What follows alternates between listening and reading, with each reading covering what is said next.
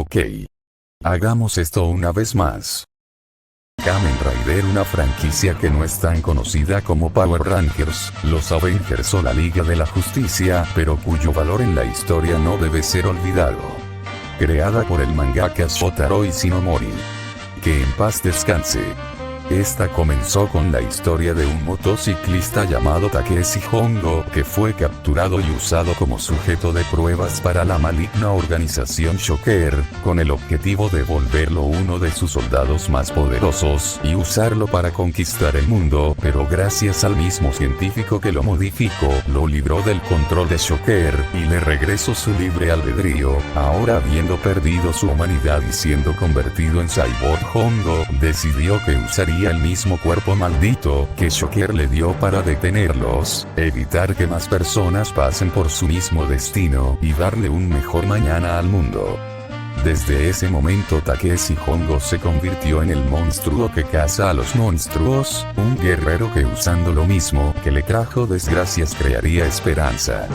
Y cargando con una cruz que representa su propia voluntad, es en ese momento donde nacería el primer Kamen Rider. Todo este resumen es lo que nos lleva al tema de hoy, el cómo la acción de Hongo creó uno de los conceptos más interesantes de la ficción. Y uno de los temas más interesantes para abordar de Kamen Rider se trata de la denominada Cross of Fire o la Cruz de Fuego, un símbolo que representa los pecados del propio héroe, el cómo fue creado en la oscuridad, pero decidió hacer la luz, y él como un monstruo que una vez fue creado para dañar decidió volverse el héroe que desea salvar, una cruz que arderá eternamente por la voluntad de quien la carga.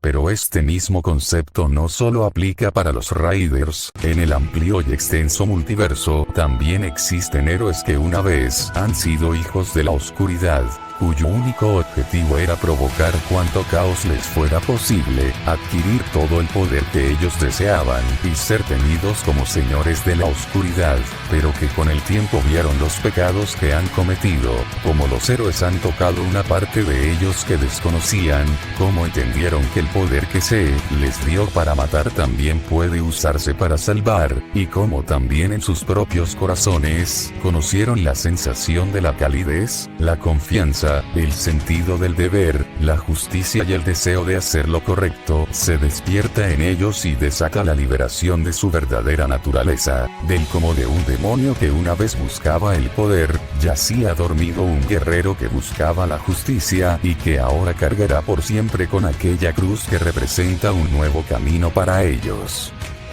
Y es por eso que estamos aquí, en este último video del ciclo Tokufix, que en 2025 hablaremos de 5 personajes que portan con aquella cruz ardiente, 5 historias, 5 caminos y 5 corazones que empezaron como una historia sobre el poder, la ambición, la obediencia extrema, la pérdida de la identidad y el terror de tu propio poder, pero que se volvieron leyendas sobre el valor, la confianza, la amistad, el reconocerte a ti mismo y el no tenerle miedo a tu verdadera naturaleza. Así que con eso dicho, soy Tokufix Ken y les doy la bienvenida a 5 personajes que portan la cruz de fuego.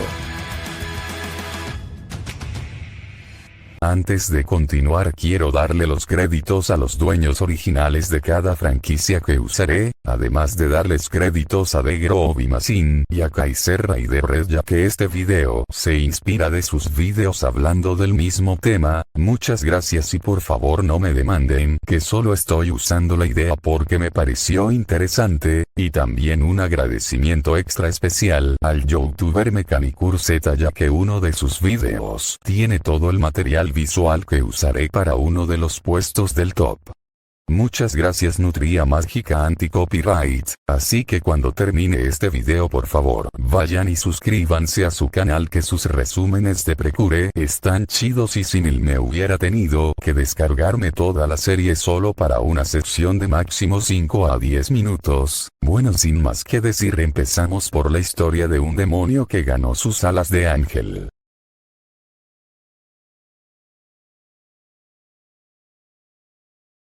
Empezamos este top con un caso que muchos deben de saber, sobre cómo un pequeño y revoltoso diablillo, que buscaba el poder por sobre todas las cosas, se volvió en un bastión de la esperanza, durante la época más oscura del mundo, y el cómo tuvo que ganar su propia redención. Todo empezó con Imon, un pequeño Digimon de tipo demonio el cual solo le divertía provocar travesuras en el mundo humano y era indiferente a los problemas que tenían los demás a menos que sea algo que lo afectará directamente. La primera vez que vemos a este pequeño revoltoso fue en el capítulo 6 de Digimon Tamers, aunque en este capítulo su participación fue de unos pocos 2 o 3 minutos, fue suficiente para conocer cómo sería su personalidad por gran parte de la serie. Durante ese momento él se encontró con Renamon, la compañera Digimon de Ruki, donde comenzó a hablarle del hecho que le daba lástima al ser un Digimon criado por un humano. Imon en el capítulo dijo que los Digimon dependientes de los humanos son patéticos al no ser capaces de actuar por su cuenta, el no poder defenderse sin la ayuda de sus compañeros humanos, y el cómo le desagrada la idea de tener un compañero, aunque para muchos se trata de un comportamiento infantil, en realidad es algo más profundo que está conectado al pasado de este Digimon. Básicamente nos presentan una situación que podríamos tomar como un ejemplo de algo que nos ha llegado a pasar, de cómo nos encontramos en medio de una pelea ajena a nosotros y que no tenía propósito para al final ser nosotros un chivo expiatorio, todo ese malestar y el hecho de que tendrías que darle la razón a uno, para que el otro terminara perdiendo. Esa fue la situación que tuvo que vivir Imon, ya que él era de los pocos Digimons en la serie que tenía dos compañeros humanos, que se trataban de dos niños pequeños los cuales no comprendían del todo lo que eran los Digimons.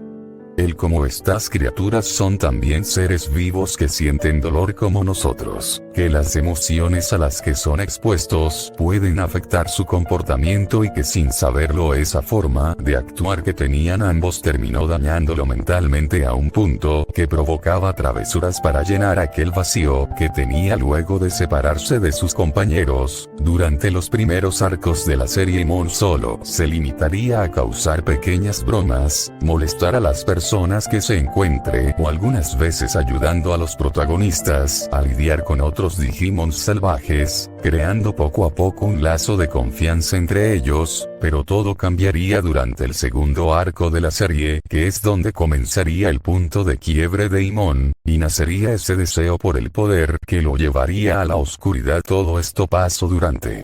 el arco de las bestias sagradas.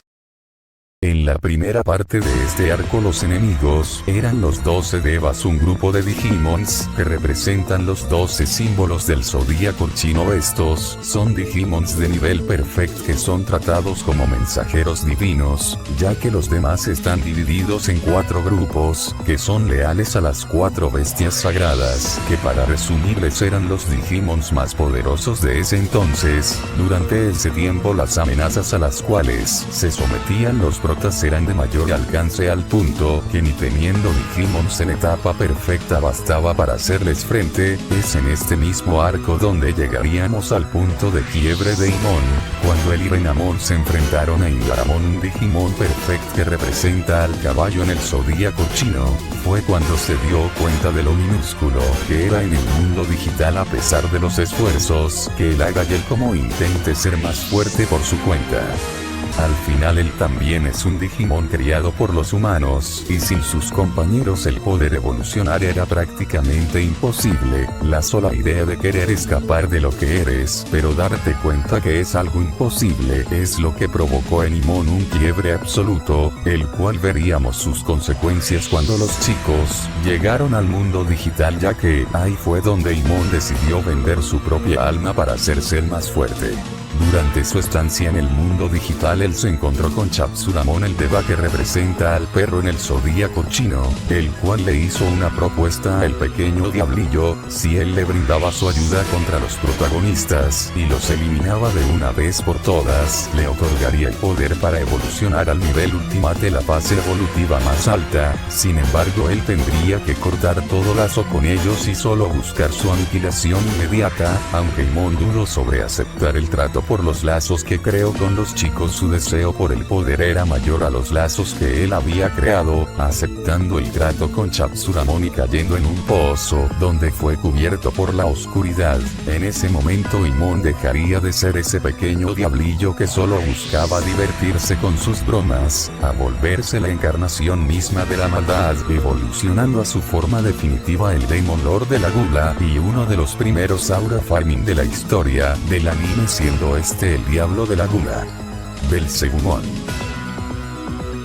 Belzebumon es uno de los miembros de los 7 señores demonio, las representaciones de los 7 pecados capitales en el mundo digital, y su pecado la gula es representada por su insaciable sed de poder. Solo busca enfrentarse a oponentes que sean cada vez más poderosos para obtener sus datos y fortalecerse. Durante todo el viaje de los elegidos en el mundo digital, Belzebumon los estaba siguiendo con el objetivo de acabar con ellos para tener para siempre su nuevo poder. Aunque en mayoría de casos lograron escapar de él, claramente no podrían esquivarlo para siempre, y una vez llegaron a la zona de los dioses, el lugar donde descansan las Holy Beasts, Belzebumon los encontró librando la que fue la batalla más brutal y violenta de toda la serie, en la cual este lograría quedarse con los datos de Rapidmon y Taomon, además de mostrar que para él ellos ya no significan nada y solo son datos que absorberá para hacerse más poderoso.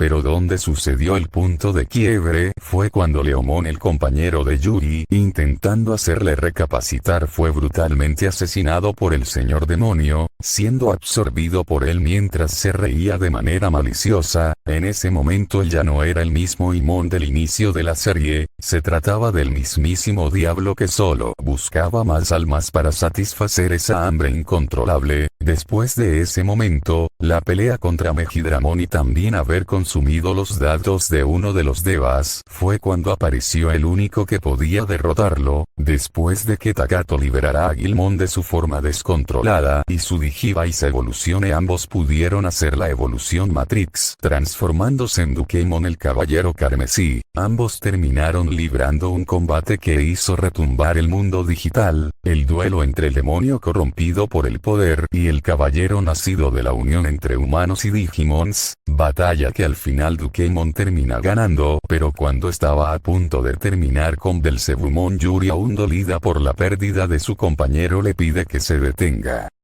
Ella ya no deseaba ver a nadie más morir al igual que su compañero. Ahí fue cuando Belzebumon se dio cuenta del error que él cometió al haber vendido su propia alma por un poder que al final le quitó a sus amigos, preguntándose a sí mismo, ¿esto era lo que quería? ¿Mereció la pena? ¿Esto es lo que en realidad soy yo? Aquellas palabras carcomieron la mente de Belzebumon al punto que él mismo deseó perder ese mismo poder que por mucho tiempo había deseado, mostrando en él esa misma debilidad que por mucho tiempo ha estado criticando, y él, como sus acciones y su hambre por el poder, le han quitado a los únicos que lo veían como un amigo.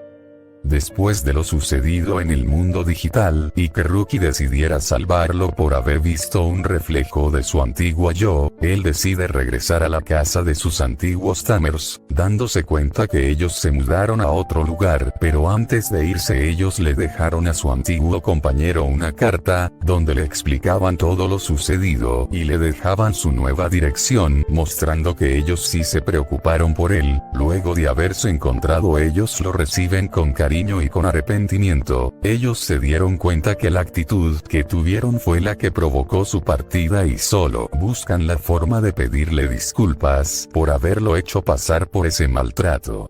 Ese simple gesto, que para muchos solo sería una disculpa normal, es para Imon una forma de darse cuenta de sus acciones, ya que al igual que Ai, Mako dejó que su propia furia y frustración tomaran el control de sus acciones, terminó dañando a los únicos que le brindaron su apoyo, y al final él no actuó diferente a ellos en ese momento. Fue ahí donde, con la cabeza volteada para que no lo vieran llorar, se disculpa con ellos, después de reconciliarse con sus antiguos antiguo Stamersel se entera de lo que está sucediendo con el The Reaper, y decide que irá a ayudar a los demás, ya que estando en el mundo humano los protagonistas no podían usar la evolución Matrix, y como él era el único capaz de llegar al nivel Ultimate, decidió que él usaría aquel poder que usó para dañar a otros para salvar a quienes fueron una vez sus amigos.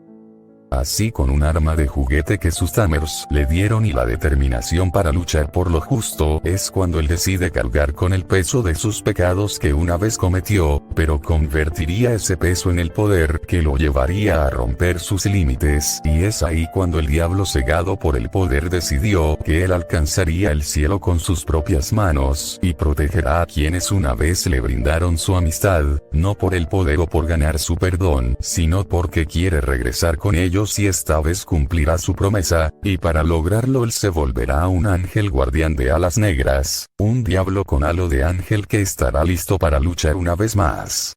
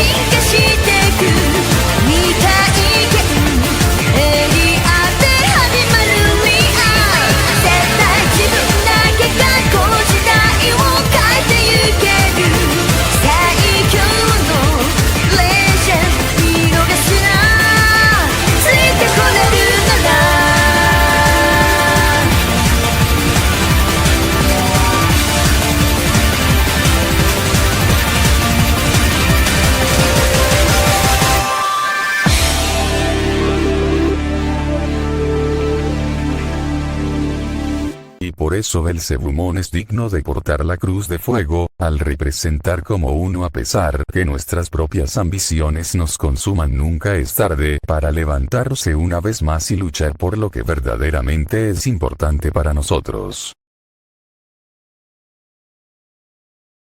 Imagina este escenario.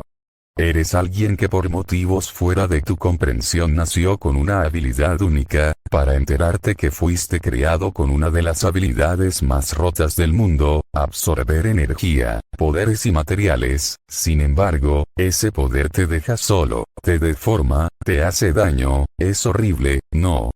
Pero cuando encuentras la luz y el modo de usarlo, encuentras un propósito mejor que solo dinero y poder, ese siendo la amistad y la confianza. Esa es la historia de Kevin 11, o, mejor conocido como, Kevin Levin. Esta historia comienza en el capítulo 7 de la serie original, en el capítulo llamado Kevin 11. En una tranquila tarde de verano donde Ben, como todos los días, usaba sus poderes para poder sacar beneficio, a pesar que termina afectando a la gente a su alrededor, cuando entró a un área VIP para jugar el nuevo juego de los sumos golpeadores, expulsando a su prima y abuelo del hotel donde estaban en el proceso. Después de lo sucedido, Ben y Max tuvieron una fuerte discusión en la cual el abuelo le dijo a Ben que se estaba volviendo alguien demasiado egoísta, y que si no tiene control de sus acciones las cosas podrían terminar de mala forma.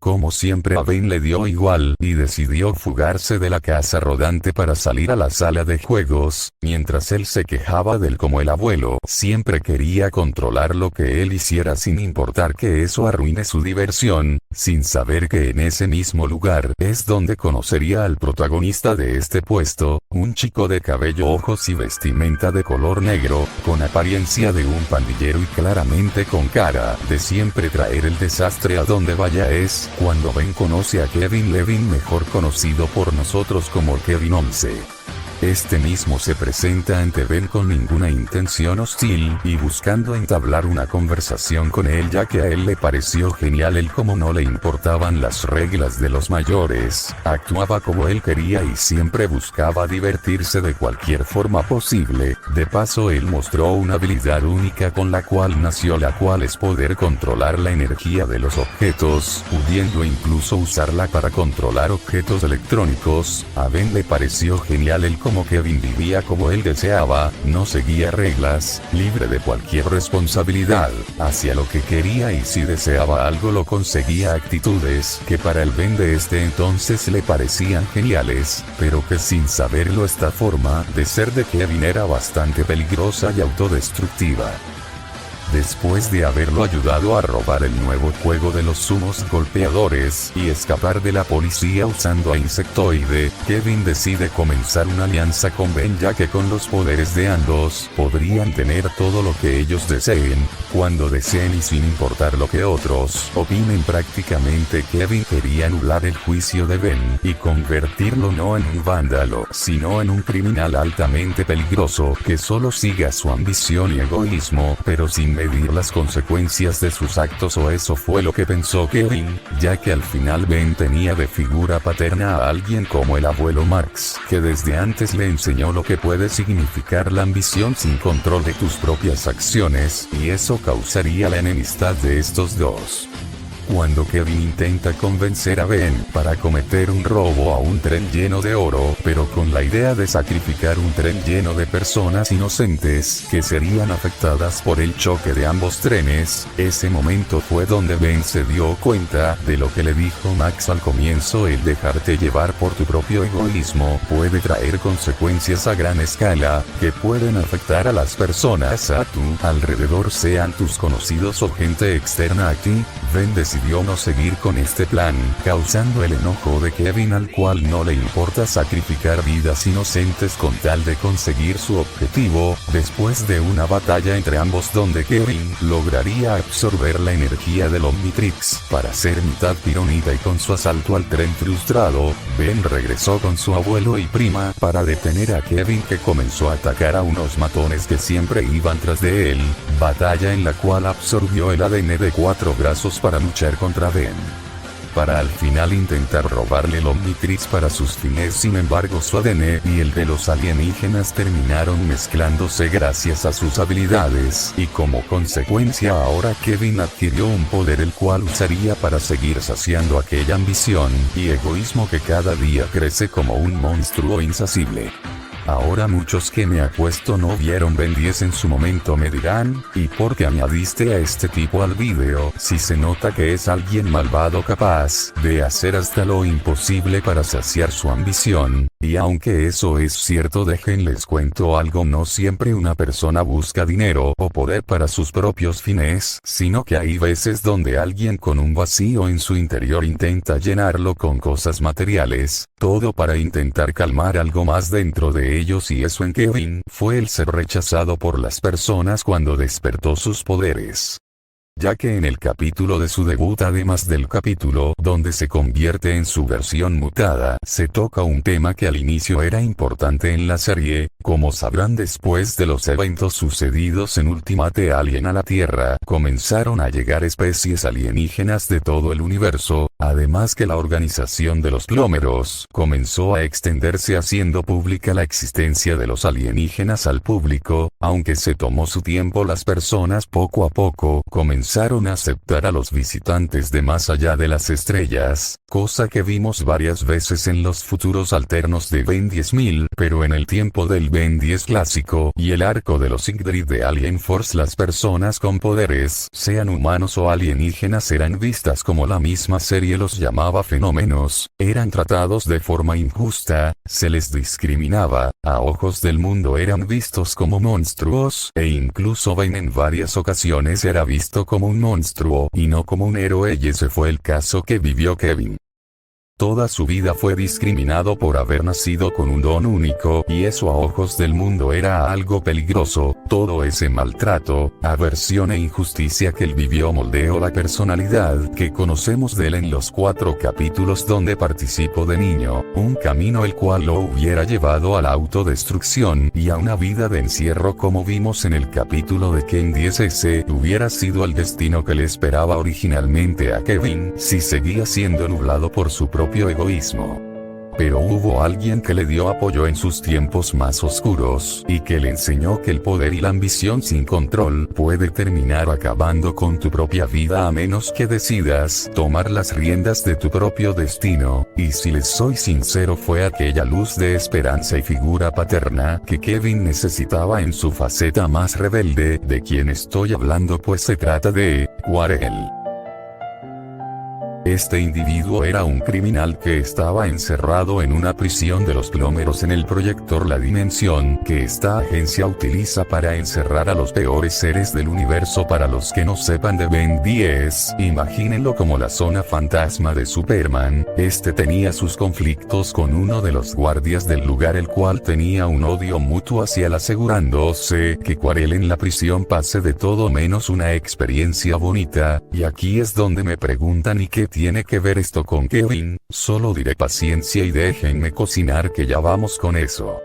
Después de que Kevin y Vilgax unieran sus fuerzas para intentar conseguir el Omnitrix siendo encerrados en el proceso, Kevin fue encontrando por ese mismo guardia que se lo llevó directo a la prisión. Completamente enfadado, Kevin comenzó a atacar a todos los que veía, siendo cegado completamente por la ira. Nadie podía detenerlo, y a este paso acabaría con todos, hasta que el propio Quarel fue el que se aseguró de imponer orden en el lugar, noqueando a Kevin para pedirle que se calme. Este mismo sabía que Kevin estaba perdiendo los estribos y se estaba consumiendo por su furia, así que él, después de haberlo noqueado y presentarse con él, se ofreció personalmente para ayudar a Kevin con su problema principal, que es el cómo controlar de forma más óptima sus poderes. Para serles sincero con todos ustedes, del pasado de Quarel no se sabe mucho, ya que solo lo hemos visto en flashbacks en el capítulo de la mina secreta, así que el hecho que tenga conocimiento de los osmosianos, que es la especie de la que proviene el padre biológico de Kevin, es un misterio hasta el día de hoy. Pero lo que sí podemos decir es que gracias a Quarel, Kevin aprendió mucho más de sí mismo que cuando estaba en las calles. Gracias a él no solo pudo liberarse de su forma de quimera, también pudo conocer su verdadero potencial, al ser capaz de absorber no solo energía sino también la materia, pudiendo modificar su cuerpo adquiriendo las propiedades y capacidades de los materiales que absorba, pudiendo ver de una mejor forma que su poder no era una maldición sobre él, sino su propia forma de poder ver el mundo. No solo como una herramienta para enriquecerse, todo gracias a aquel hombre que, a pesar de que no lo conoce del todo, le brindó su apoyo en el momento donde creía que todos los veían como un fenómeno. Lamentablemente el camino de estos dos tendrían que separarse más temprano que tarde, todo a manos del mismo guardia que tantos problemas les causó a ambos, Para resumir, durante una pelea provocada por el resto de prisioneros, Quarel y Kevin escaparon por un túnel secreto que los llevaría lejos de esas cuatro paredes, pero siendo interceptados por Morg en mitad del camino, que él ya conocía de la existencia de ese túnel y esperó el momento perfecto para poder atraparlos y acabar con ellos, pero es ahí donde el mismo Quarel arriesgó su propia vida para darle a Kevin la oportunidad de escapar, donde después de un duro forcejeo con Morg, Kevin lograría salir de la cárcel, pero escuchando como el arma de Morg se disparaba en contra de Quarel. Desde ese día Kevin tuvo que volver a vagar solo, pero esta vez para encontrar la forma de salir del proyector y ser libre de una vez por todas, pero en él siempre lo seguirá la idea de no haber podido salvar a aquel hombre que sin pedir nada a cambio y a pesar de ser un criminal, le brindó ayuda en el momento donde había perdido toda esperanza. Sé que después se menciona lo del arma 11, pero eso no es relevante para el tema de hoy. De esto podríamos deducir que conocer a Quarel fue la piedra angular para el cambio que vimos en Fuerza Alienígena, donde vimos su faceta no solo más sarcástica, clandestina y de todo un amigo de lo ajeno, sino que también poco a poco comenzó a confiar más en Ben y Gwen, dejó atrás aquella ambición ciega y vio en quienes una vez fueron sus enemigos en no solo importantes compañeros, sino también en una familia que, sin importar las circunstancias por más graves que sean, ellos nunca lo van a abandonar, siendo capaces de arriesgarlo todo por su bien, y él ya no son solo amigos, él los ve ahora como su familia.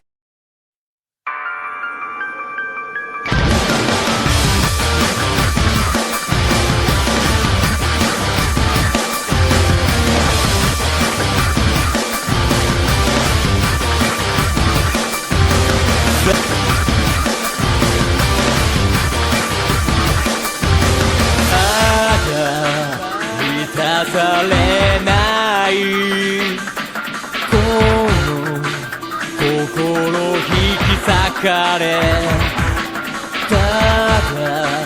やり場のない悲しみを背負ったまま雨に打たれたあの悪涙枯れ果てに不思議をし歪んだ愛の渦巻いた闇に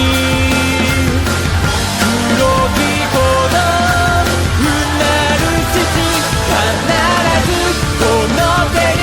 揺るぎない想い掴むその日まで土砂降りのマイホーム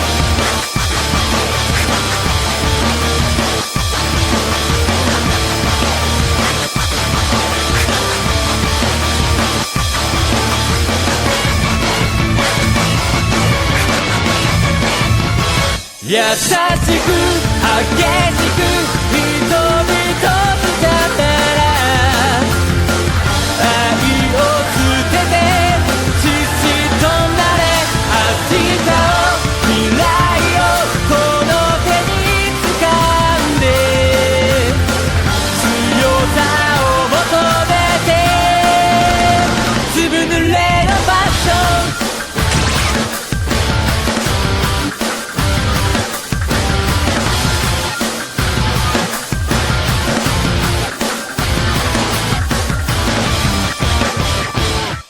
Tras haber aceptado los propios errores de su pasado, dejar atrás su ambición desenfrenada, haber conocido la empatía y confianza y aceptar su propia naturaleza para crear una diferencia hacia Kevin digno de portar la cruz de fuego. Antes que nada, nuevamente gracias a Mechanicure Z por el metraje para este video. Tu resumen de Fresh Precure me ahorró muchas horas de búsqueda y recortes para esta sección, así que este puesto va dedicado a usted, Nutria Gigachad.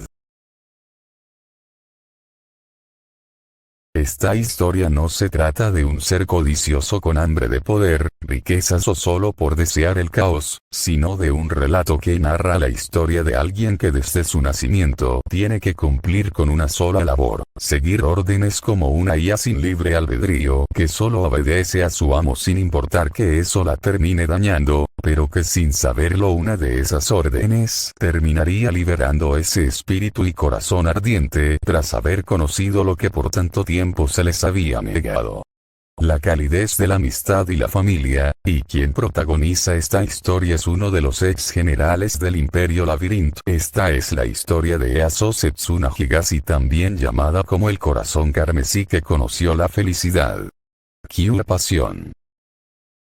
Esta historia comienza en el propio capítulo 1 de Fresh Precure, donde conoceríamos a los tres generales de Moebius, el líder de la dimensión Labyrinth, y quienes se encargarían de la misión de encontrar a Infinity, un ser cósmico de gran conocimiento y poder que usarían para conquistar todas las dimensiones. Esta misión fue asignada a tres individuos, los cuales fueron Solar, Westar y quien tomará el protagonismo de esta parte siendo esta Eas. Ella es la primera que conocemos de los villanos, y quien indirectamente provocaría un efecto dominó que terminó complicando las cosas para sus demás compañeros, ya que para pasar desapercibido entre los humanos y no levantar sospechas decidió hacerse pasar como una divina, todo con el fin de poder ubicar a Infinity y llevárselo a su amo Moebius, pero lo que nunca esperaba es que una de las personas que le leyó el futuro sería también quien le ayudaría a conocer sobre sus propios sentimientos, y quien le mostraría un camino distinto a la oscuridad que siempre tomó como parte de ella. Y la encargada de ese trabajo fue la protagonista principal de la serie, quien sería la primera persona que Eas conocería fuera del Labyrinth,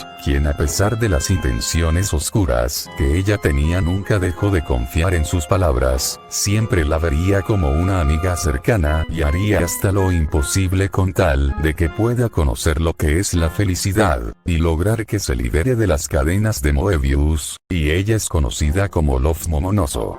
O mejor dicho, Curepich.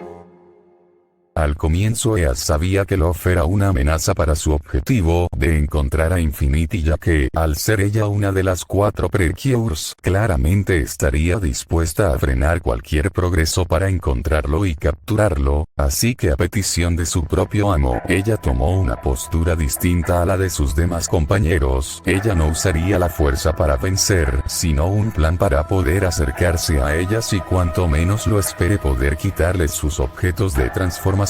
Si ellas no se pueden transformar ya no serían una amenaza, así que tomando una nueva identidad decidió acercarse a las Precures, ganarse su confianza, aprender sobre ellas, sus fortalezas, debilidades y sus inseguridades para poder explotarlas, y sobre todo esperar el momento para quitarles los Linkruns, que serían estos celulares con tapita mágicos que usan para transformarse y que me recuerdan un poco al Digivice de Digimon Kizuna, y una vez queden sin ningún tipo de poder, ir a acabar con ellas rápidamente, un plan que veía perfecto y sin ningún tipo de fallas, pero hay algo que ella ni con su inteligencia pudo predecir. A pesar de estar cumpliendo su objetivo de acercarse a ellas para poder debilitarlas, terminó conociendo una sensación, un sentimiento ardiente en su corazón que poco a poco estaba despertando, ya que durante su tiempo infiltrándose entre las Precures empezó a conocer sobre sentimientos, mientras que Moebius solo le enseñaba a ser fiel, sumisa, obediente, fría y a no dejarse llevar por sus emociones y solo seguir la lógica. Junto a Love, Miki e Inori comenzó a entender cosas como la alegría, la tristeza, la rabia, la desesperación, la esperanza y por sobre todo la amistad, cosas que para ella le eran imposibles de entender, ilógicas, innecesarias y que solo eran simples sensaciones que se interponían en sus objetivos, cuando en realidad era un deseo ardiente de su propio corazón que buscaba experimentar aquellas emociones, ya que para los que no sepan el contexto Moebius, que en realidad realidad es una super IA que conquistó la dimensión del laberinto para crear una utopía bajo su punto de vista, hizo vivir a los habitantes de aquel mundo una vida en la cual todo lo que hagan, lo que digan, lo que piensen y hasta cuando van a dejar de existir está ya determinado desde el día de tu nacimiento, ya que según Moebius esa era la visión, es un mundo perfecto, una visión que Eas estaba dispuesta a seguir, pero que por lo visto una parte de ella muy en lo profundo sabía que esta forma de vivir no era para nada un paraíso. Sobre todo cuando comenzó a pasar tiempo con Love, comenzó a experimentar nuevas emociones las cuales comenzaron a llenar de dudas sobre ella misma, sobre si de verdad esta es una vida que otros deberían tener y si vale la pena seguir arriesgando su propia vida, cuerpo y mente por alguien que solo la usa como una simple herramienta y cuando deje de serle útil solo la reemplazará con alguien más útil, cosas que al inicio Eas no le importaba, pero que a medida que avanzaba la serie, comenzaron a correr por su cabeza aquellas ideas, y cuando comenzó a pasar más tiempo con Love aquellas emociones solo se intensificaban como si fuera un mensaje de su propia alma hacia ella misma. Ya que aunque Inori y Miki desconfiaban de ella por sus actitudes sospechosas, a pesar que siempre intentaba desalentar a las Precurious con sus predicciones, a pesar de haber querido que Love revelara su odio hacia ella, Love no sentía nada de eso. De hecho este tiempo la hizo sentirse más cercana a Eas, a pesar de no conocerla de hace mucho la ve como una amiga o incluso una hermana, alguien que sin importar cuántas veces diga querer dañarte, solo esconde sus verdaderas emociones por sentir que estas no van con lo que le han enseñado desde que tiene memoria. A pesar de eso esa revelación solo causaba a Eas un completo desprecio hacia ella, ya que sentía que sin importar cuántas veces intentará quebrar su esperanza, esta misma no se inmuta, como si esta fuera una fuerza que para ella es imposible de poder entender, que no tiene una lógica clara y que más parece una simple fantasía que solo la comienza a molestar, aunque eso solo es por el exterior, ya que en el interior en su propio corazón gritaba todo lo contrario, provocando por primera vez en Eas que dude si de verdad este camino es el correcto. Después de todo, mientras con Moebius solo ha vivido una vida, siguiendo un programa asignado a ella como si fuera una simple IA, obedeciendo a su amo y que al más mínimo error sería reemplazada por una máquina más eficiente, con Love pudo soltar lo que ella sentía, liberar lo que por mucho tiempo se había guardado, y a pesar que todo esto lo hacía para seguir las órdenes de su amo, pudo experimentar por momentos que se siente ser completamente libre. Para ponerlo así, durante años Eas nunca tuvo una boca y deseaba poder gritar lo que ella sentía, lo que nunca pudo experimentar y por un momento sentirse en libertad.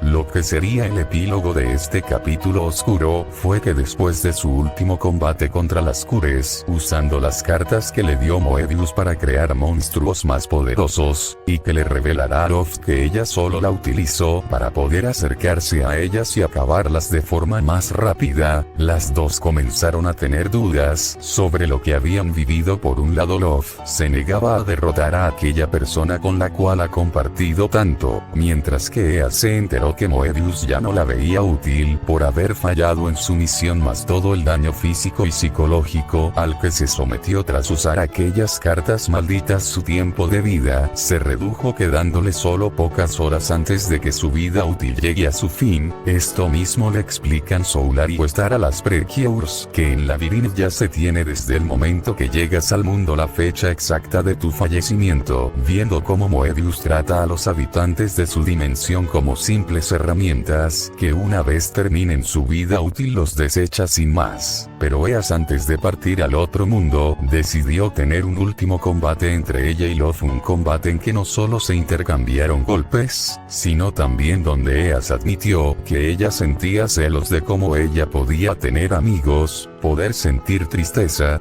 felicidad o rabia, cómo puede decidir su vida, mientras que ella desde que nació solo fue una simple marioneta que solo seguía órdenes sin chistar. Este combate no solo fue un encuentro físico, también también fue la forma en la que Eas por fin pudo liberar lo que realmente sentía. Al final ambas quedarían exhaustas y tendidas en el suelo, pero con Love diciéndole a Eas que ella ya no tiene que estar sola. Después de todo, a pesar de todo lo que tuvo que hacer, ella no cambió su punto de vista, sigue viéndola como una amiga querida, no como Eas, sino como Setsuna, y lo que ahora desea es poder pasar más tiempo junto a su querida amiga para poder compartir buenos y malos momentos, crear nuevas memorias y que ella pueda conocer el verdadero brillo de su corazón. Lamentablemente, tal y como se lo habían informado a Eas, su tiempo de vida se había acabado y su combate con Kirpich solo aceleró lo inevitable. Después de haber compartido esas últimas palabras, Setsuna caería al suelo completamente sin fuerzas y con la llama de su vida completamente extinta, mientras que para Soulari y Star, los compañeros de Eas, se impusieron las reglas que regían en su mundo. Para Love se trataba de un golpe hacia su corazón, ya que perdió a una apreciada amiga la cual no pudo salvar de su destino provocado por aquella naturaleza casi robótica de su mundo, mientras veíamos cómo caía en desesperación, intentando hacerla despertar aún sin perder la esperanza de que ella pueda abrir los ojos una vez más, una esperanza la cual fue escuchada, ya que resulta que Eas todo este tiempo era la última de las 4 Precures.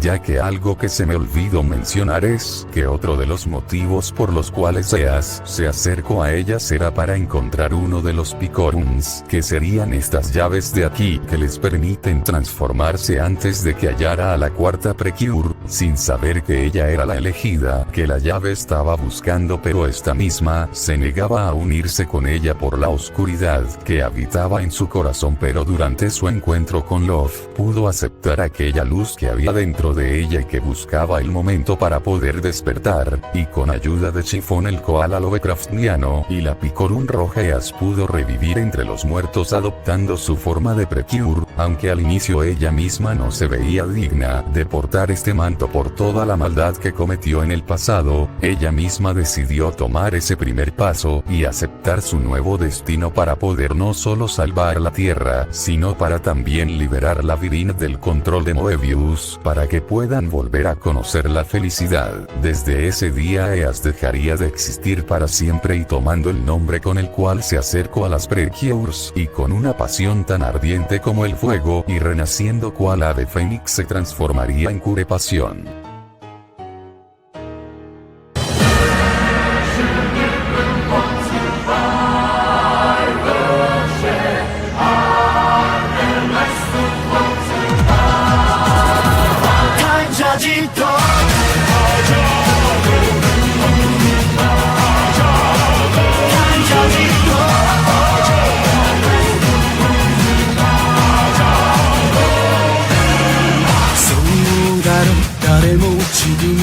満たされたい、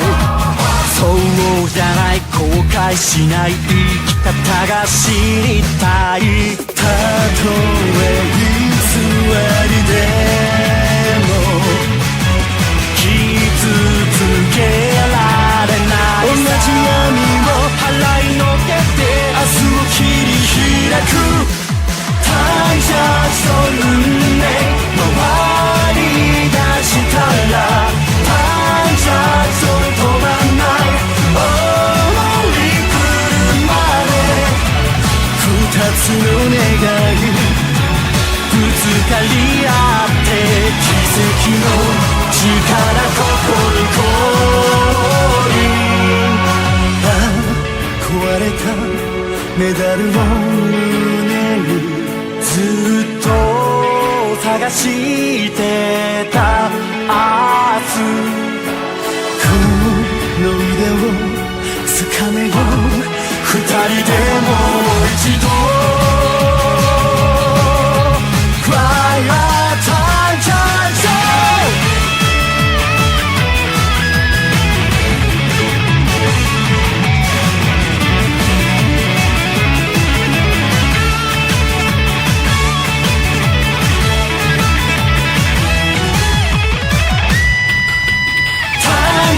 その運命クロスする今、タイジャージョル空へ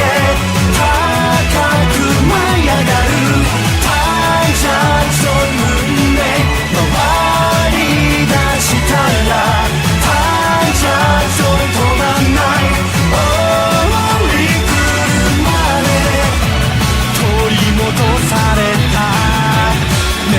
羽ばたく奇跡の力ここに降臨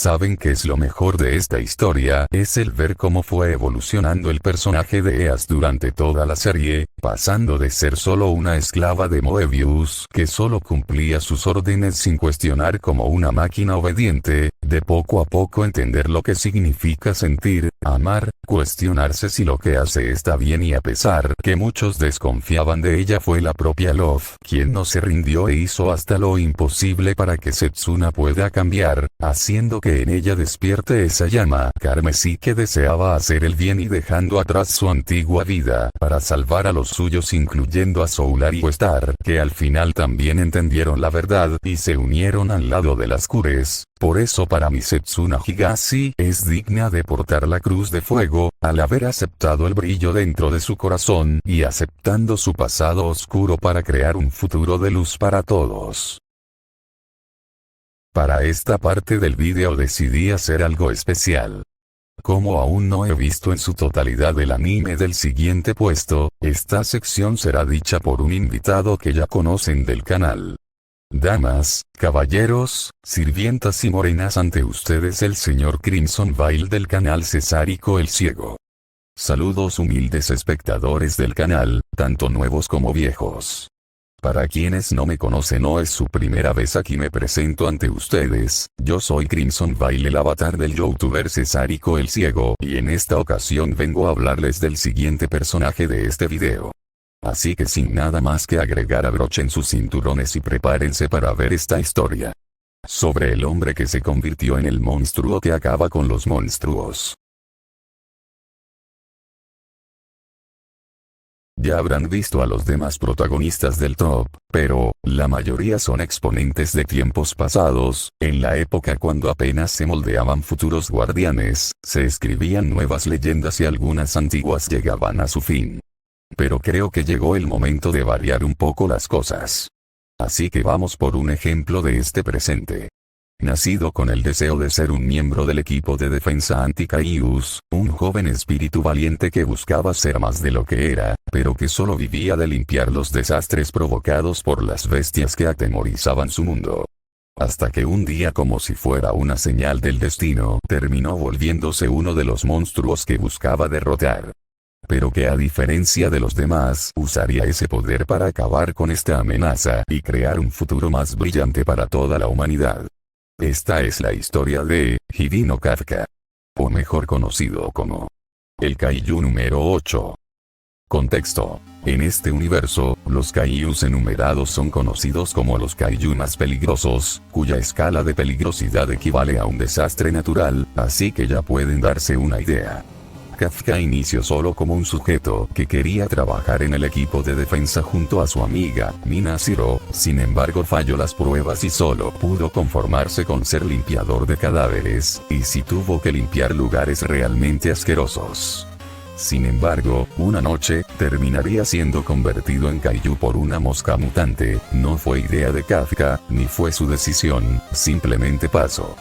Desde entonces, durante los primeros meses logra ocultar su identidad. Inicialmente creen que es solo un debilucho al ser incapaz de cargar un arma. Pero a espaldas es el Kaiju número 8, uno de los Kaijus más peligrosos, con la escala de 9,8 capaz de borrar y mandar a volar bombas atómicas con un solo golpe. No obstante, esto tiene un gran precio a pagar. Durante parte de la obra, se le ve con malos ojos cuando se sabe la verdad. Al ser un hombre Kaiju, se le ve como un enemigo, lo usan como arma, y los únicos que lo ven como un compañero, un amigo, están alejados de su vida. Kafka, a pesar de poder cumplir su sueño de combatir en el cuerpo de defensa a cambio, debe hacerlo sin que ellos descubran la verdad sobre él. ya que en la obra se hace un contraste curioso con él, es el miembro más débil del cuerpo de defensa, cosa que dejan en claro cuando él se coloca el traje GX4552. Estos trajes funcionan sincronizándose con su usuario, permitiendo que estos puedan liberar el potencial oculto en ellos, brindándoles una mayor fuerza, velocidad y resistencia, volviéndolos prácticamente supersoldados creados con el objetivo de acabar con los Kaijus. Para los más veteranos del público, serían algo similar a los soldados M de Godzilla Final Wars. ¿Para qué les digo todo esto? Es sencillo, cuando Kafka se puso el traje él solo pudo sacar el 1% de las capacidades de este mismo, mostrando que él era el soldado más débil de todo el equipo de defensa, y que sin importar cuánto lo intente sus esfuerzos para parar a los Kaiju serían en vano. Pero cuando se convierte en Kaiju la cosa es bastante distinta. En aquella forma sus golpes pueden devastar edificios completos, causar explosiones similares al de una bomba atómica, posee una regeneración inmediata, una velocidad sobrehumana, resistencia similar a la de un tanque, crear ondas de choque devastadoras y, como les comenté al inicio, posee una escala de fortaleza del 9,8. Este es el número más alto registrado en la historia, mostrando que Kafka como Kaiju es posiblemente uno de los eslabones más altos en el árbol evolutivo de estas criaturas, siendo él una de las mayores creaciones del número 9. Al arquitecto detrás de todos los Kaijus, Kafka era un contraste perfecto entre ambos bandos, siendo el humano más débil de todos, pero a la vez el Kaiju más poderoso de todos. Algo que Kafka temía más que a nada en el mundo. A pesar de ser el ser más poderoso de todos, él teme que ese mismo poder sea no solo la clave para detener este caos, sino que también sea el preludio a una era donde existan más como él. Kaijus con el poder de devastar bombas atómicas, destruir todo a su paso como una fuerza invencible, que ninguna arma de la humanidad pueda hacerles frente y que él termine siendo el paciente cero de un perverso experimento del número 9. Cosa que se reafirma más tarde en la propia historia, cuando se revela que el poder de Kafka escondía una aterradora verdad sobre su forma de Kaiju. Resulta que Kafka posee uno de los tipos de transformación más peligrosos que hay en la ficción, así es, él posee una forma berserker. Una forma descontrolada, en la cual no puedes controlar tu propio cuerpo y solo puedes verte a ti mismo convirtiéndote en un monstruo, que solo tiene en mente un solo objetivo: matar. La causa de que esta forma existiera fue durante su combate contra Isao Shiromiya, el director de la Fuerza de Defensa, en la cual el número 8 aprovechó la histeria, terror e inseguridad de Kafka para comenzar a tomar control de su cuerpo, provocando que Ibino ya no tenga control de sí mismo. Lo único que se vio en esa sala fue a una bestia descontrolada, con una insaciable sed de sangre, que buscaba a su siguiente víctima para matar. Mientras que el verdadero portador de aquel cuerpo solo podía observar cómo poco a poco no podían mover su propio brazo, como su mente era tomada por algo más, como su identidad se perdía en medio de esa marea roja y negra que controlaba su cuerpo. Pero es en ese mismo momento donde se muestra el por qué Kafka está en este top, él con la poca conciencia que le quedaba y queriendo resistir a los deseos salvajes del número 8.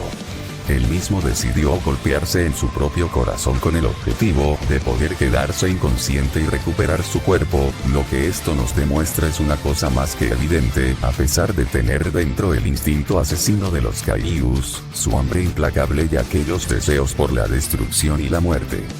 Kafka posee la voluntad para poder doblegar esos instintos y poder usar aquella fuerza para detener a estas mismas criaturas. Él decidió seguir viviendo en la frontera entre los hombres y los monstruos para parar esta locura. Tomó el poder que se supone era para matar y lo utiliza siempre para salvar, a pesar del miedo constante a ser consumido por el número 8, y decidió aceptar esa carga para poder salvar a tantas vidas le fueran posibles. Sin embargo, pese a las dudas y al miedo constante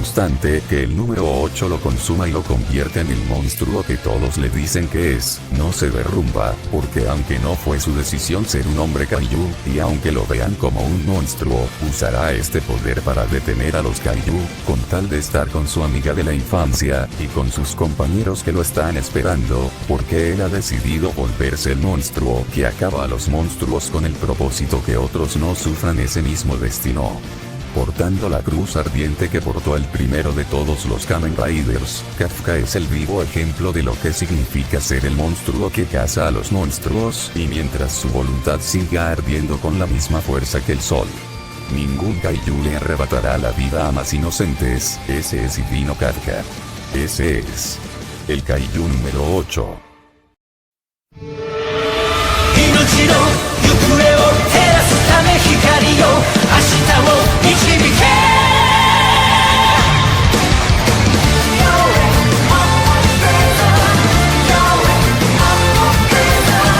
遥かな時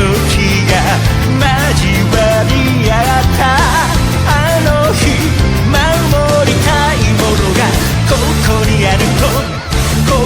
葉にならない声なき声がずっと僕らを回っている確かなことなど何もわからない君だとしても僕らはただ信じ合えるためらわないことを勇気と呼んで強く手を伸ばせ歯ゆい未来の方へそれは誰もが描いた願い遠く続いてく僕らの世界のためにどこまでも行こうブレイザー Take me ブレイザ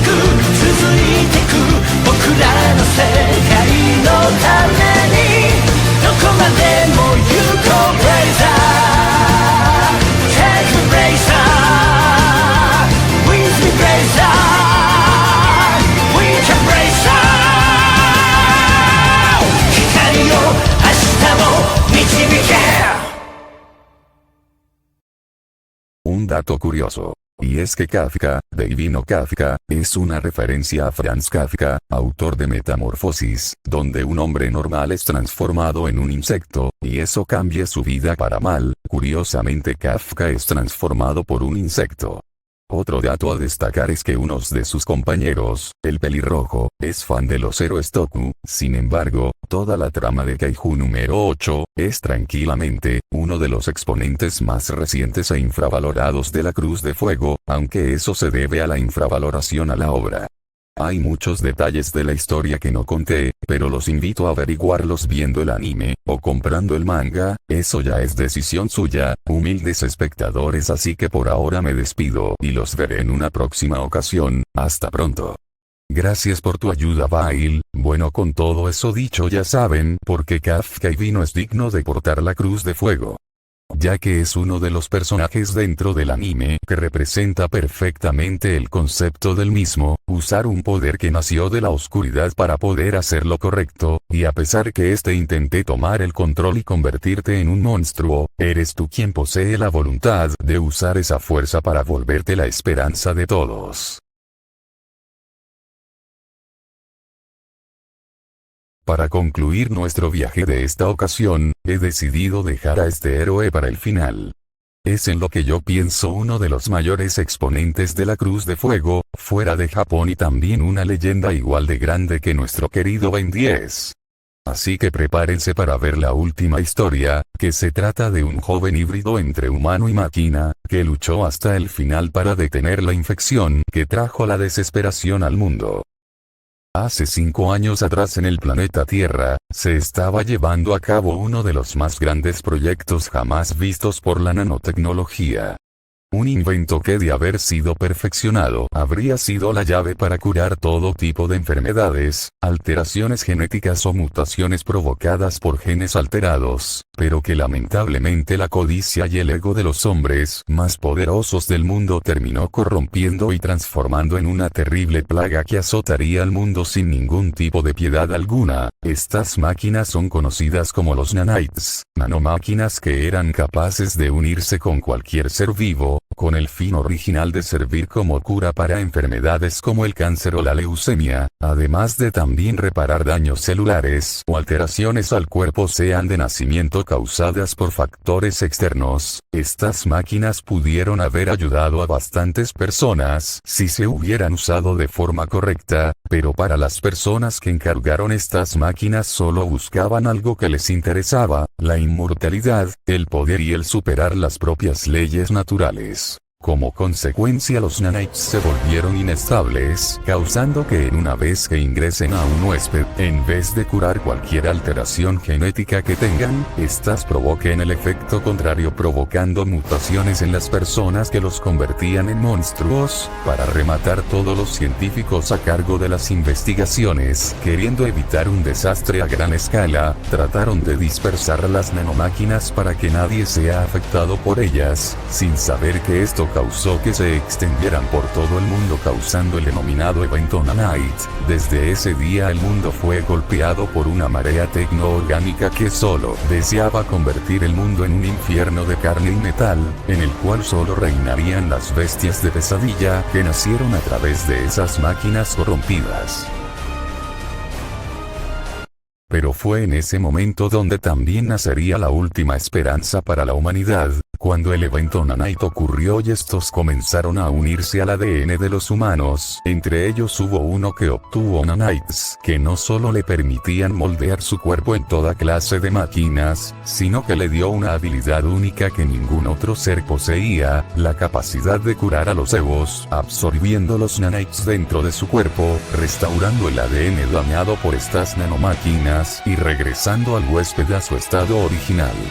Pero lamentablemente teniendo que recibir aquellas máquinas corruptas dentro de su cuerpo, provocando en él daños irreparables al punto de sufrir malformaciones en el cuerpo dignas del más horrible body horror, al superar el límite de nanites dentro de él. Pero dentro de lo que muchos hubieran visto como la peor aberración de estas máquinas que condenaron a la humanidad, hubo pocos que vieron la última chispa de esperanza para curar al mundo de esta tecnoplaga, que fue dejada a manos del Agente 6 para que sea su guía, maestro, guardián y para mí la figura paterna que Rex necesitaba en aquellos momentos de incertidumbre. Luego de 5 años de entrenamiento, preparación y monitoreamiento constante de sus nanites, es cuando el mundo vería por primera vez a su mejor recurso en contra de los egos, aquel que nació no con el poder para destruirlos sino para curarlos. Es ahí donde el mundo conocería al hombre que se hizo uno con la máquina y que no planea parar hasta curar a todos los infectados del mundo. Es ahí cuando apareció Generador Rex. Nuevamente muchos me dirán por qué Rex está en el top, si lo que ven es la típica historia de un héroe que nació por un incidente de laboratorio, decidiendo usar ese poder para salvar al mundo de los supervillanos, y eso es lo que verías en el exterior. Pero cuando ves el panorama completo, te das cuenta que Rex encaja perfectamente en esta categoría de héroes. Para empezar, él ni siquiera tomó la decisión de tener los poderes que consiguió él solo. Fue uno de los muchos infectados por el incidente Nanite. De hecho, cuando vemos el capítulo donde se cuenta el origen de Rex, él estaba en una forma de un robot Evo gigante, consecuencia de la mutación que sufrió por los nanites. Él no estaba consciente de lo que sucede, más cuando recuerdas que todo esto sucedió cuando solo tenía 9 años, repito, cuando tenía 9 años. Él solo era un niño sin el suficiente conocimiento de lo que sucedía a su alrededor. De hecho, él no sabía que poseía el poder de curar Evos. Él lo descubrió por accidente mientras se protegía de un ataque sorpresa de un Evo. Es decir, era solo un niño pequeño con un poder monstruoso en su interior, el cual no podía usar como quería y mucho menos controlar, pero aún así, cuando fue descubriendo más sobre sus capacidades, él mismo decidió tomar el paso al frente y comenzar a curar a los afectados por el evento Nanite. No lo hizo porque se viera obligado o porque Providencia lo adoctrinó para cumplir esa labor. Él sabe mejor que nadie cómo es el sufrir esta mutación, el dolor que experimenta al convertirte en un Evo, y el hecho de no poder controlar tu propio cuerpo o mente cuando te transformas, cosas que deja en clara la serie cuando Rex quiere impedir que los Evos sean destruidos. Después de todo, no son monstruos que hacen esto por puro placer. Son personas que fueron convertidas en seres monstruosos no por decisión propia, sino por causas que superan su control. Una de las cosas más importantes para entender la Cruz de Fuego es saber que al final los héroes que portan esta cruz y los monstruos comparten un mismo origen. Otra razón sería el origen mismo de los nanites. Como mencioné al inicio, originalmente estos eran pensados como nanomáquinas para fines médicos, aprovechando su tecnología para curar daños celulares que serían imposibles de tratar de forma convencional, sean deformaciones genéticas, enfermedades que ataquen las células del cuerpo o daños causados por genes mutados, pero estas mismas fueron alteradas por el consorcio con el objetivo de adquirir el código de Dios, que sería literalmente llegar al nivel del propio Dios, usándolas para crear el Meta Nanite, un objeto con el poder de controlar cada concepto base del universo como la gravedad, el tiempo, el espacio, los elementos, la tecnología, la energía y la materia, que al combinarse con el poder del Nanite Omega le otorgan a su portador el poder de reescribir la realidad a lo que él desee.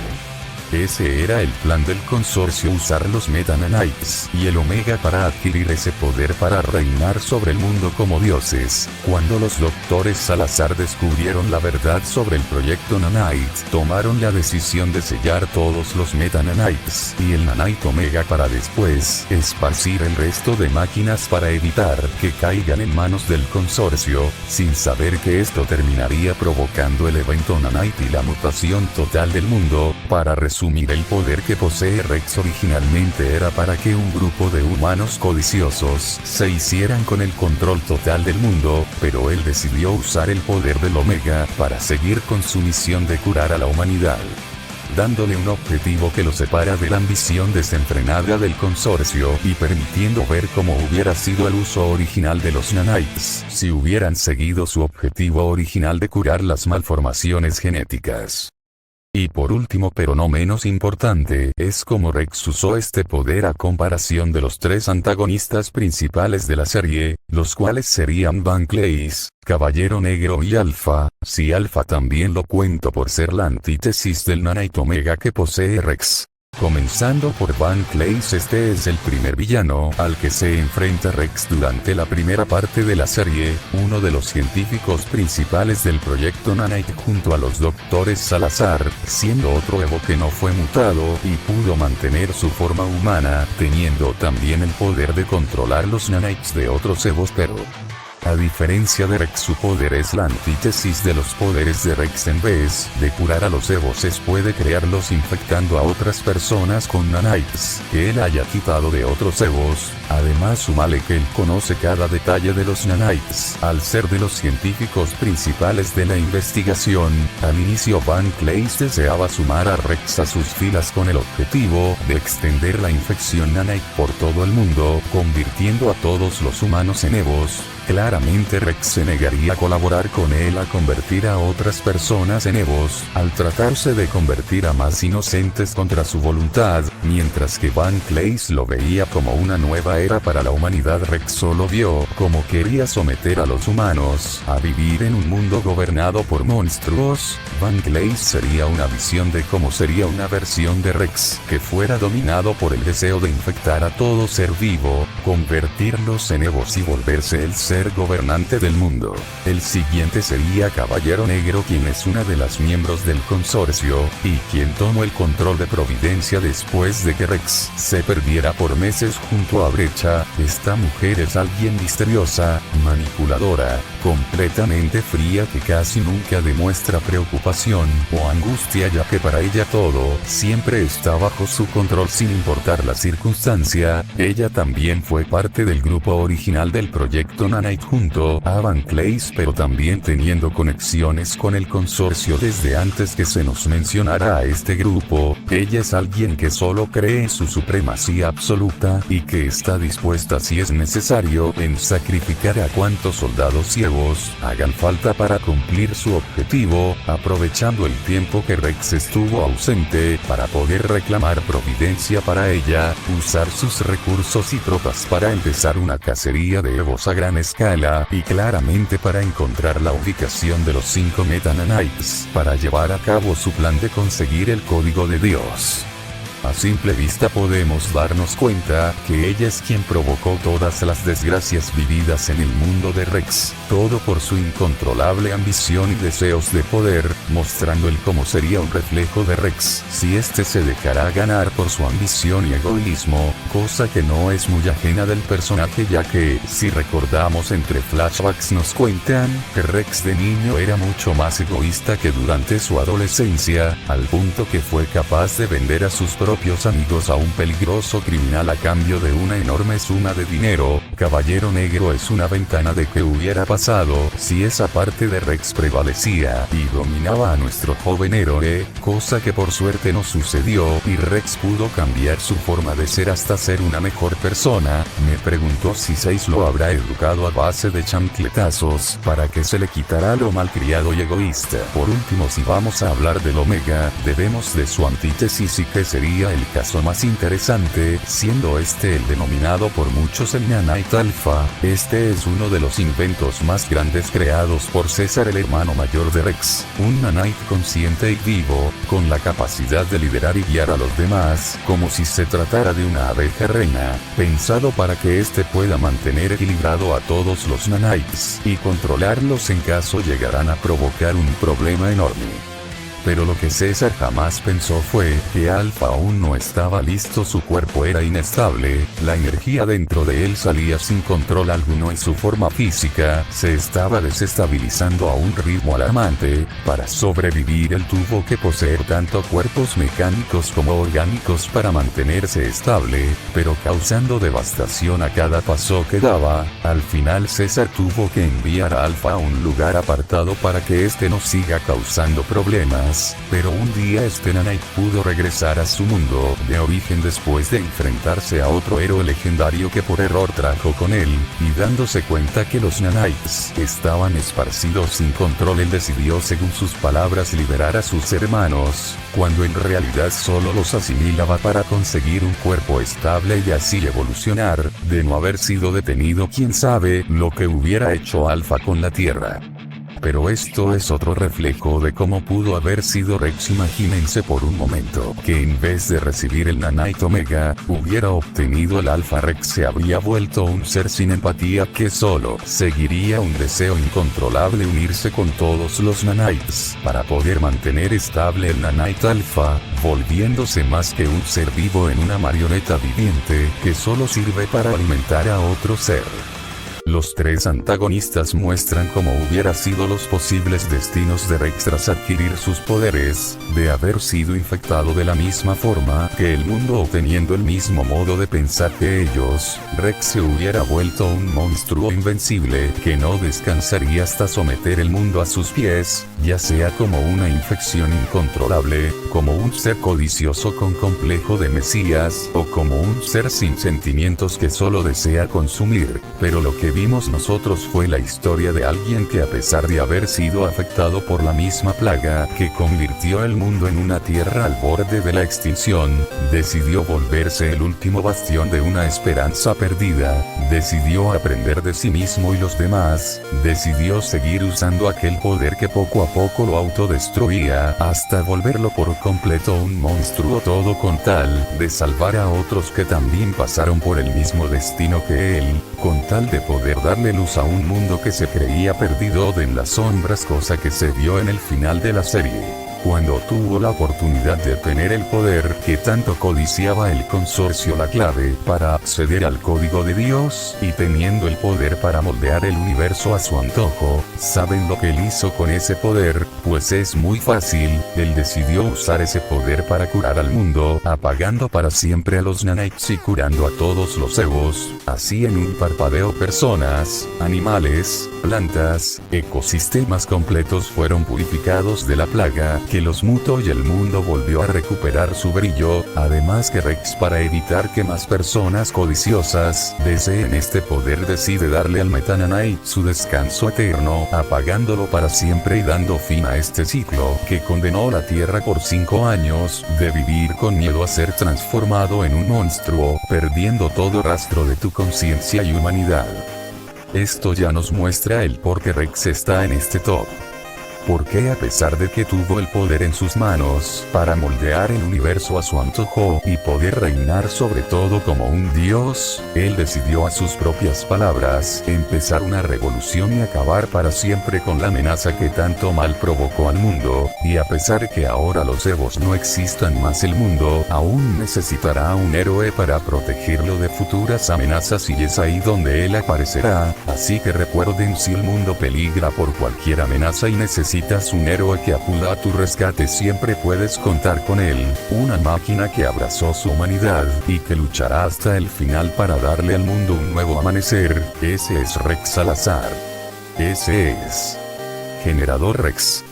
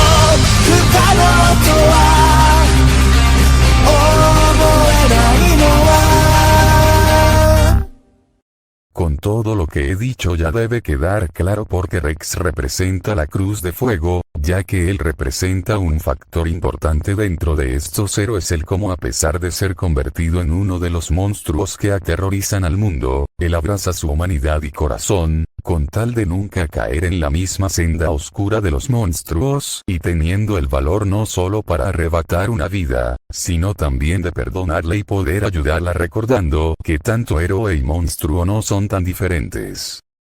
Ahora espero que después de haber visto estas historias, puedas tener una visión distinta de lo que puede significar ser un héroe. No siempre los que se aseguran de proteger nuestras vidas deben nacer de la esperanza, de una épica sobre el heroísmo o una historia con una vía una vez, sino que también de los lugares en el cual solo se vea oscuridad a kilómetros, donde la maldad haya triunfado sobre el bien, por aquellos que después de tomar el camino fácil y ver que al final no valía la pena deciden tomar el camino correcto, por quienes fueron obligados a volverse un monstruo o quienes decidieron usar la oscuridad para crear la luz. De esos lugares también pueden surgir quienes lucharán hasta el final para proteger a los inocentes, darle esperanza a un mundo que fue tomado por la crueldad y ser esa pequeña chispa de humanidad que aún queda en una sociedad cegada por la codicia, ya que no siempre un héroe debe cortar una capa para hacer el bien. Muchas gracias por llegar hasta aquí. Lamento haberme tardado tanto en sacar este video, pero quería asegurarme que este trabajo fuera uno decente, y ahora que está completo, puedo sentirme feliz de que ahora algunos de ustedes se llevarán estas historias y el significado que cada una representa. Antes de despedirme quiero darle los créditos a Degro Obi Kaiser Rider Red por la idea del video, a Mekankure Z por el metraje para el puesto 3 del video, a Cesarico el Ciego por ayudarme en el guión sobre Hidi no Kafia, a Pillomon ZX por la miniatura del video. Les dejaré en la descripción los links de sus canales para que los apoyen a todos, además de darle los créditos a Toei Animación por Pretty y Digimon, Cartoon Network y Man of Action por Ben 10 y Generador Rex, y a Toei Animación e Productions por Kaiju número 8, además de darle créditos a Yuki por Next Level, Kuroki Kando por el tema de Ryo, Shu Watanabe y Ryonosuke Miura por Time Gedol, y Osi Kitanadi por Bokura no Spectra y Old Codex por Corefade. Dejaré los links de las canciones en la descripción para que puedan escucharlas. Muchas gracias por llegar hasta aquí. Me despido, soy Tokufix, que nos veremos en otro vistazo al multiverso, y recuerden esto. No importa cuántas veces puedas llegar a equivocarte o dudar, dentro de ti hay una cruz llameante que representa aquella alma indomable que te guiará hasta en tus noches más oscuras.